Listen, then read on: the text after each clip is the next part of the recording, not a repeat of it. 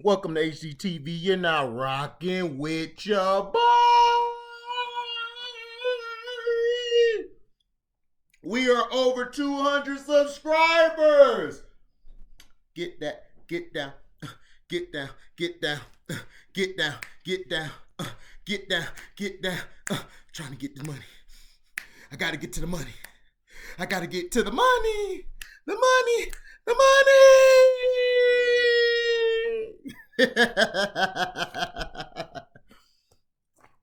Shout out to all my subscribers. Shout out to everybody. Go to Casino for Life's page and watch the Nets versus Boston breakdown. We was wilding out. And I have some of the back room after we left on Welcome to HD TV's Behind the Lies Part 5.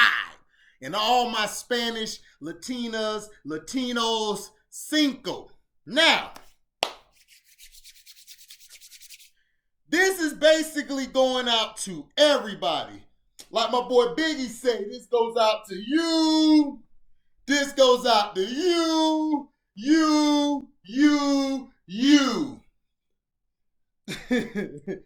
And everybody's like, what are you talking about? Listen, Michael Irvin basically jumps down Randy Moss's throat. Let me see if I can pull it up.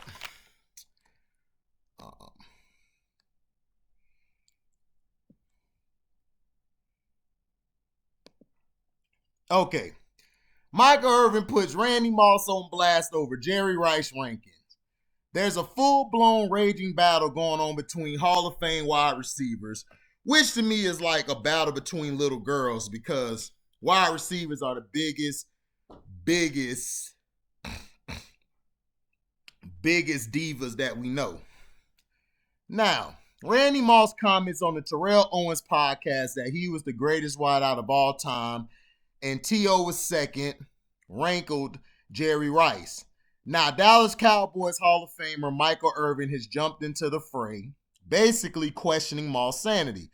Jerry Rice is the greatest of all time, Irvin said on 95.7 The Game's Damon, Rado, and Kolsky show.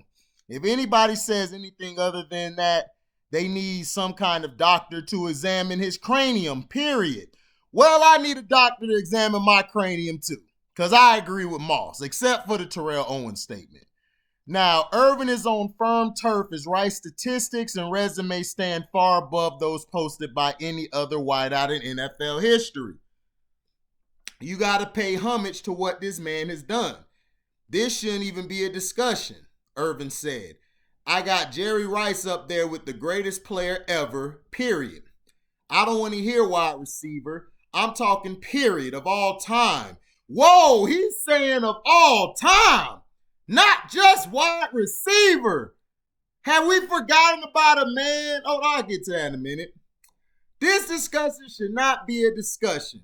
So long as diva wide receivers have mouths, there is going to be a discussion, no matter how off base their opinion might be. It is what they do because their personalities are nothing short of art forms. Wow! Playmaker! Shout out to the playmaker! The playmaker, baby! The playmaker! Man! My boy got gritty, didn't he? Did he get gritty, y'all? Did he get gritty? Let me tell you this, Michael. You're saying not just receiver, right? He's the greatest player, period, right? Have you ever heard of Lawrence Taylor? Huh? Have you ever heard of Reggie White? I don't think Jerry Rice was more impactful than Reggie White. Do you ever remember Deion Sanders? Hell, what about Barry Sanders? Barry Sanders had to play on a team with no line his whole career and still was putting up better numbers than your guy, Emmitt Smith. So what are we talking about here? Look, if you want to say Jerry's the greatest wide receiver of all time, by any means, go ahead. But to say he's the greatest football player ever, you was out your goddamn coke-defied mind. That booger sugar got you tripping, Irvin? That booger sugar got you all over the place, huh? That booger sugar. That booger sugar, like Kevin Hart used to say. That booger sugar. Look, man. Nobody is hating on Jerry Rice. If Randy Moss would have said Jerry Rice is the ninth best wide receiver of all time, you know, you would have to say that, then I would be with you. He need his cranium checked. Now, the only reason he put T.O. number 2 is because he was on his show and he has a respect for T.O. And that was his contemporary. Just like Irvin said, I don't disagree with Irvin if he says Jerry Rice is the greatest receiver of all time. But the greatest football player? Listen, Jerry Rice was not better than Lawrence Taylor. I'm sorry. I don't care what an analyst says or who says what. Lawrence Taylor was the greatest football player ever. Ever. Period. End of discussion. Then you could go Barry Sanders. Then I go Randy Moss. Then I go Barry Sanders. Then I go Deion Sanders. And for my number 5, I would go Warren Moon. Those are my 5 greatest football players of all time. At number 6, I got Ronnie Lott. Ronnie Lott to me was more impactful on those teams more than Jerry Rice. If not for Ronnie Lott leading that defense, along with Charles Haley, who to me is like number 7, who's one of the greatest football players ever. Nobody talks about him because, Michael, y'all guys wouldn't have won until y'all got Charles Haley. And then, when Jimmy left, you guys lost. Y'all had to go get who is my 3rd or 4th greatest football player of all time, Deion Sanders. Now, Jerry is a great receiver, but when Joe Montana left, why did they get back to the Super Bowl if he's the greatest football player of all time, as you call it? Why did they get to the Super Bowl? They had to go get Deion Sanders from the Atlanta Falcons, a division rival, kids. That used to be the NFC West. The Falcons used to be there before they were pushed to the South because I believe the Panthers came in as an expansion team along with the Jaguars. And then you had the Texans later. But this is what I'm trying to explain to you. Jerry Rice is a great player, Michael, but he is not. He's in my top 10 of greatest players of all time. He's like number 7 or 8. But as far as the greatest? No.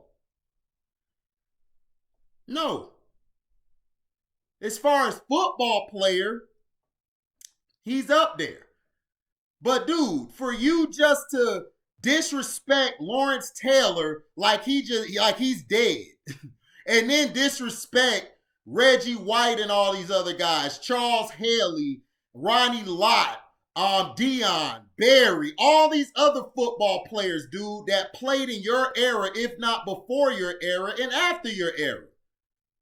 How are you going to put Jerry as the greatest football player? That's asinine. Now, receiver, if you want to say you're the greatest receiver, like I told my boy Detroit T and told my brother, look, I have no problem. But at the end of the day, he's not the best receiver ever. Is he in the top 3? Absolutely. Now, this is where I disagree with Randy Moss. Terrell Owens to me is not a top 10 receiver. I don't care about his pom-poms, how big he is. He's not a top 10 receiver. And if I got to get my head examined, I'll go get it examined. But Michael Irvin, you were out of line. Randy Moss felt that way. Period. End of discussion.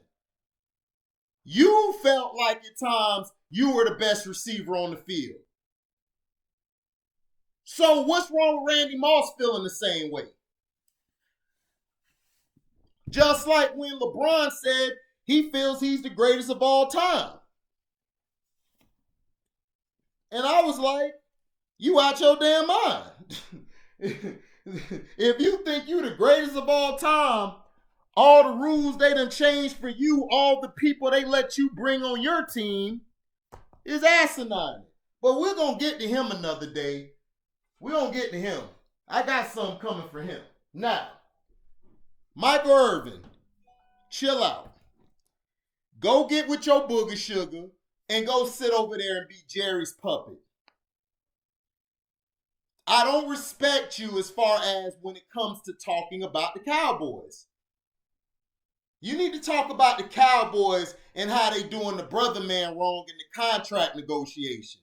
You need to focus on the Cowboys and how Jerry Dumb Jones said that this was the greatest team assembled before the season. The greatest team assembled. He just basically disrespected you, Troy, Emmett, Charles Haley, Ken Norton Jr., all of y'all. Worry about that. Don't talk about the best receivers because you're not even in that conversation. Sit your ass at home. You're not in that conversation. And for Jerry Rice, how them Popeye commercials going for you? Thank you for listening. Like, comment, subscribe, share this, hit the notification bell to select all to receive upcoming content. And if you want to donate to the page, you can cash at me at the word welcome, the number 2, HDIITV. Thank you all for listening, and we out. And it's Live Boy.